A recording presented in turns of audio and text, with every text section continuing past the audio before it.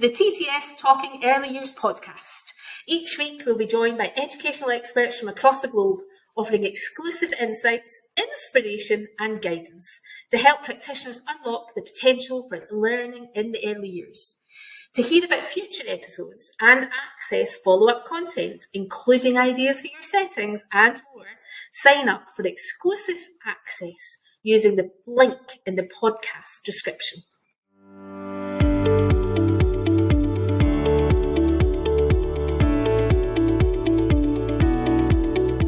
Well, hello.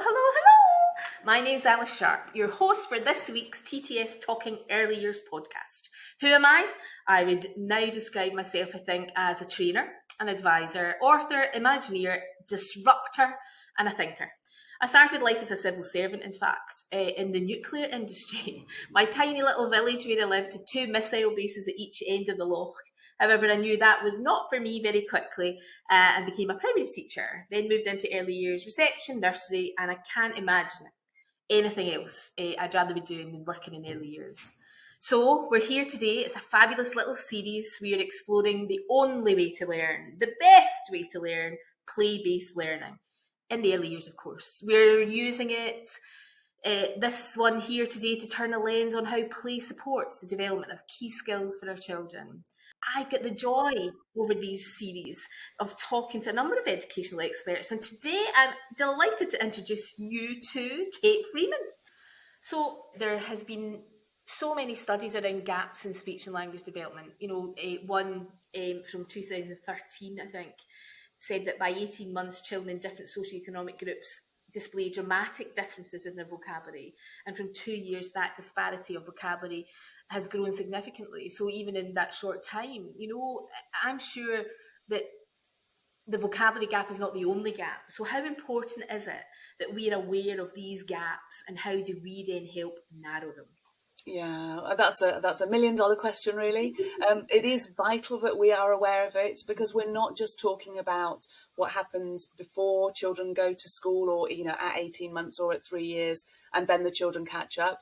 What the evidence is that children with poorer vocabulary actually spend their lives the gap gets bigger, and they spend their lives trying to catch up. In fact, there's one study that demonstrated that children's vocabulary at the age of 5 links with their outcomes all the way through to the age of 34, which is massive. And I'm sure it was only up to 34 because that's when the study went to. I don't think after 34 everything works out all right.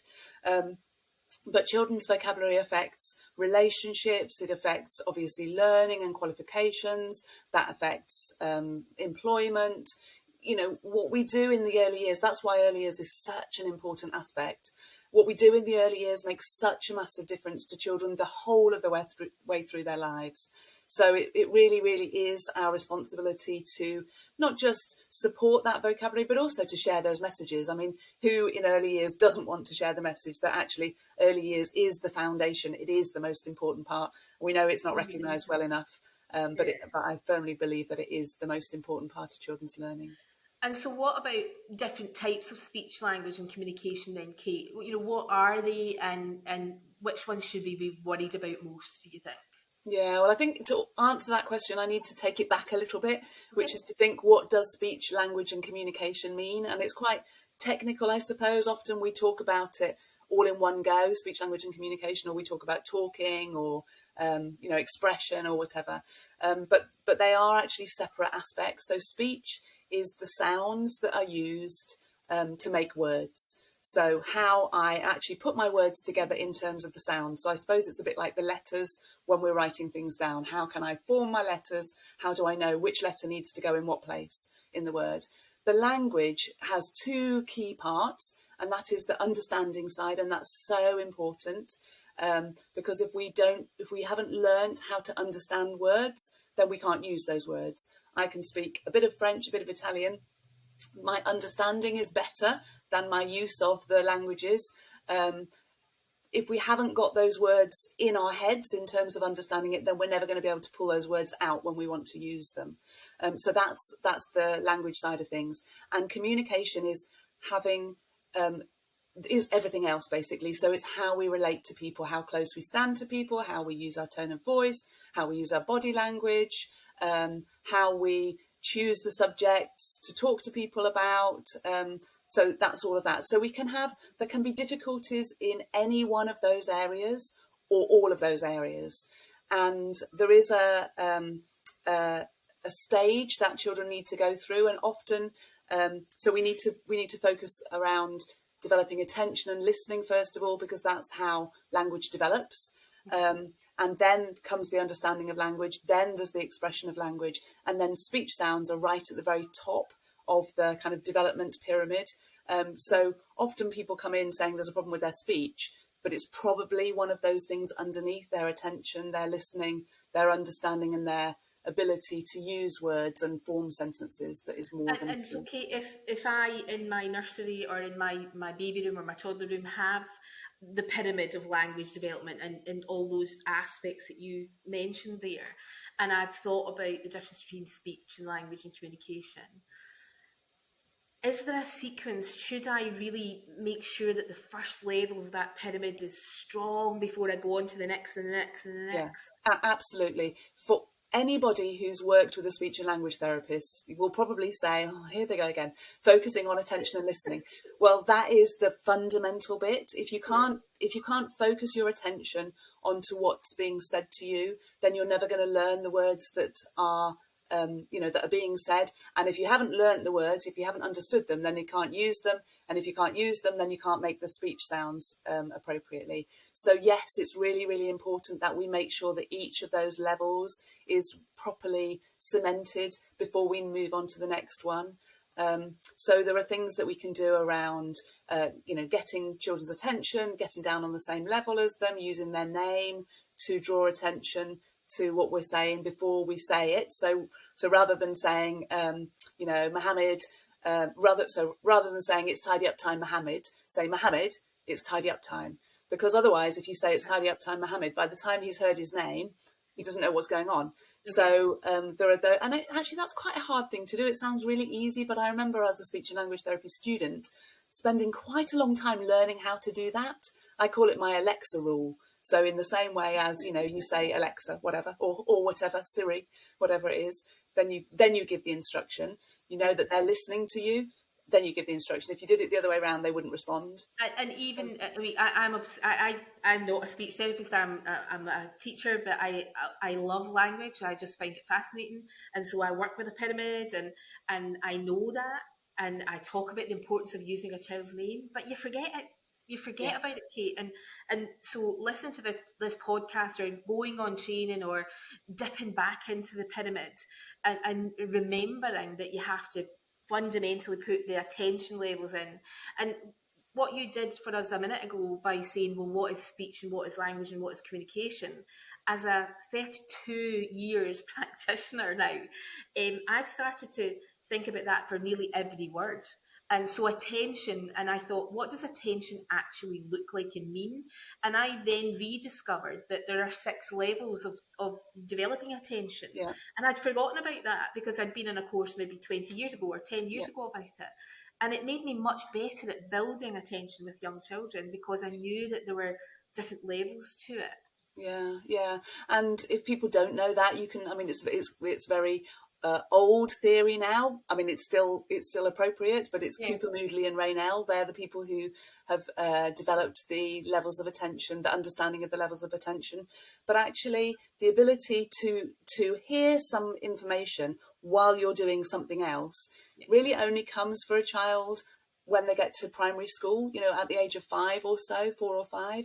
So we shouldn't be expecting that our 3-year-olds, when we're talking to them, when they're playing, if we say, okay, it's time to, get ready for dinner now or something, they can't hear that while they're engaged with their playing. They need you to say, stop, okay, stop, everybody stop, listen to me, it's time for dinner now. Otherwise, they can't process it. And again, Kate, that's a really important thing for us to think about when we are sharing a play space with 10, 15, 20, 40 children.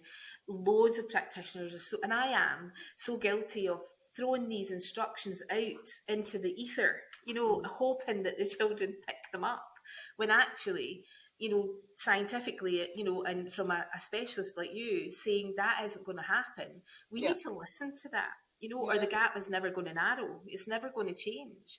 Yeah. Listening to you, I think, is it about exposure then? Is it about surrounding our children by possibilities of language? I've just been in Berlin last week and visiting my daughter, and there was a little girl, and my niece, who, Katie, is 4, and she speaks Bulgarian, Serbian, English, and German. Fluently. English is her 4th language, so it's not as strong because she doesn't speak it as much. But we were playing with Lego, and she said, "Oh, Alice, pass me the mini grill." I was like, "How does she know that word in English?" And it's because she's been exposed. She loves that particular set of Lego, and so she knows all of the 4 words for mini grill in each of Yeah. the languages. And But so for me, am I right in saying it's about exposure? it is about exposure, but it's about exposure contingently. So what that means is that using the word when the child is focused on that thing. So it's absolutely no point in talking about mini grills when she's playing with the farm, unless you have mini grills in the farm. You know, you've got to talk about what it is in front of them, and you know, introducing new words, and it needs introducing lots and lots of times. And actually, children who have speech, language and communication needs need even more repetition. So the research is that at school, children need about 12 repetitions, exposures of a word before they get it in place.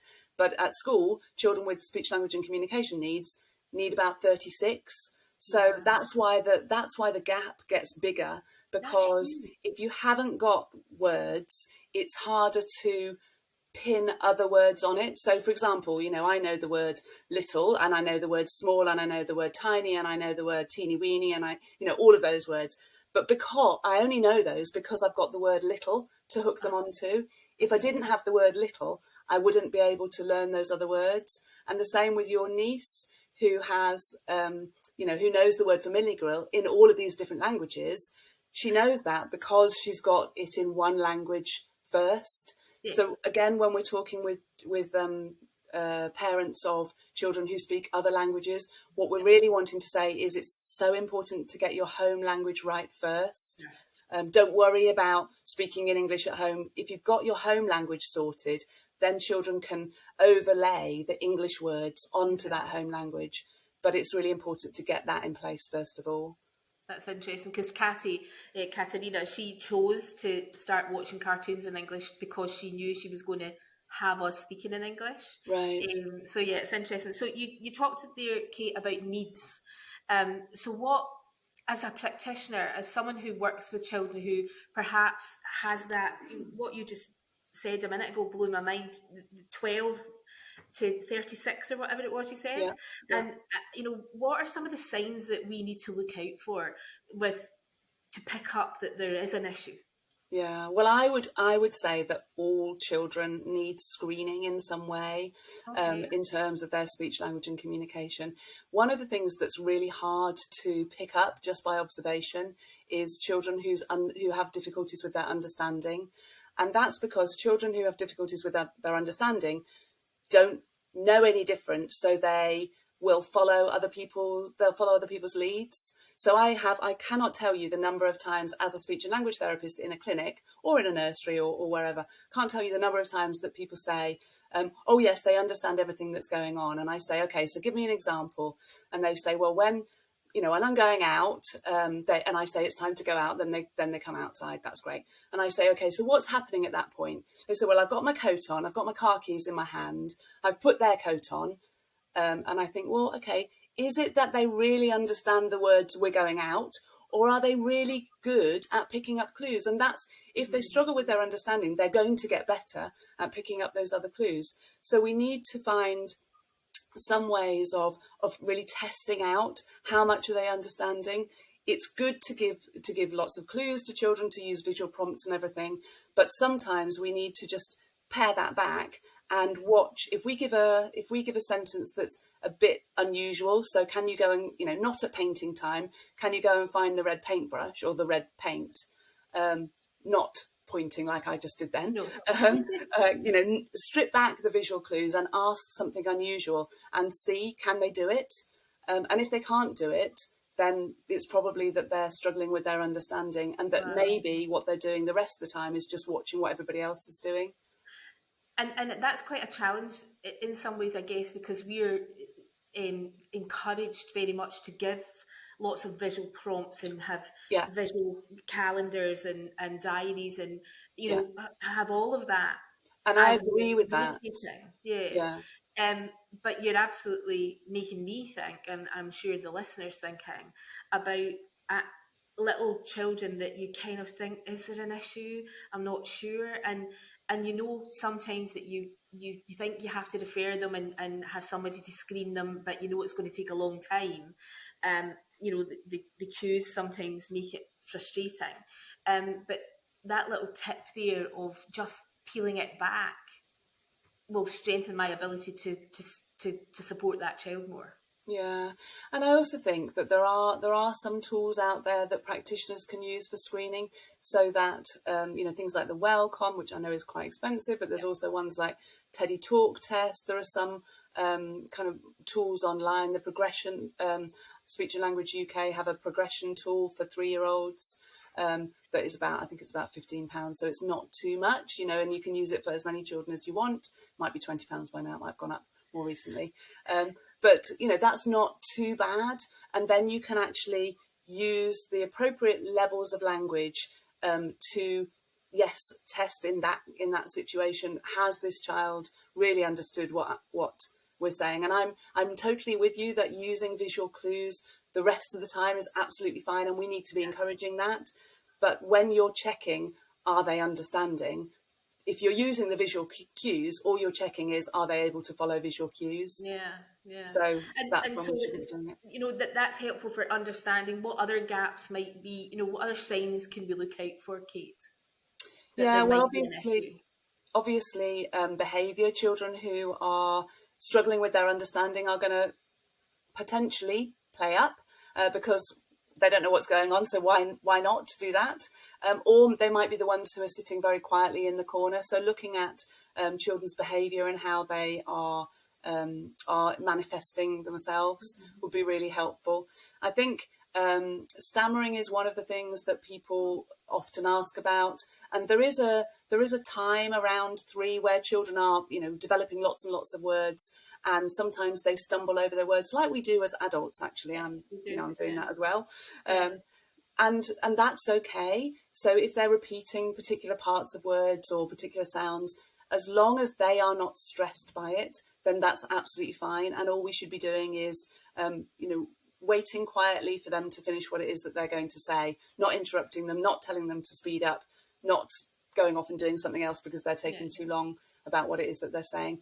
But as long as the child is not showing any signs of anxiety, then that's fine. If they are saying, oh, I can't get my words out, or I don't know how to do this, or shutting down, then that's when we need to be referring to a speech and language therapist for support.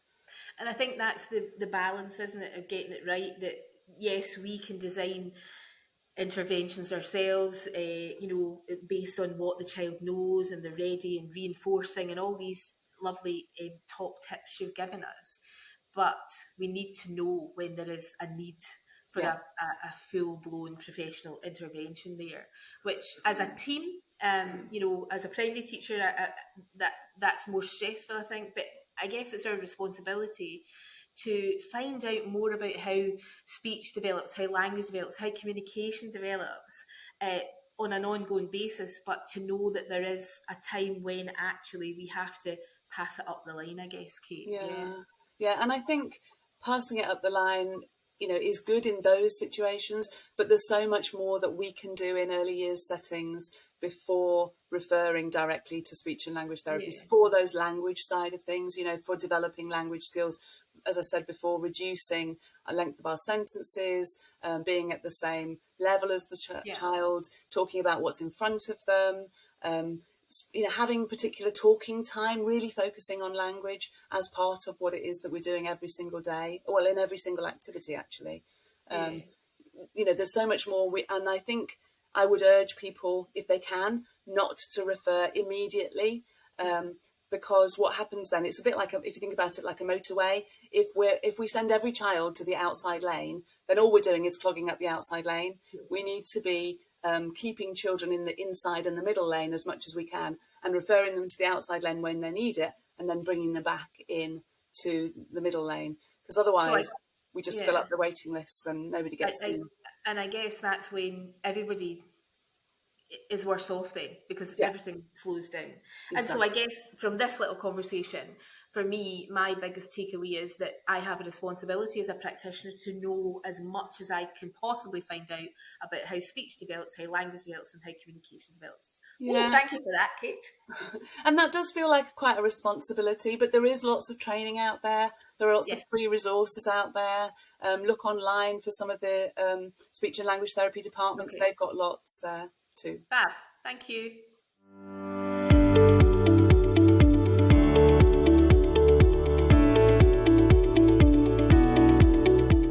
Remains for me to do, Kate, is to say thank you so much for joining us on our TTS podcast. It has been a joy.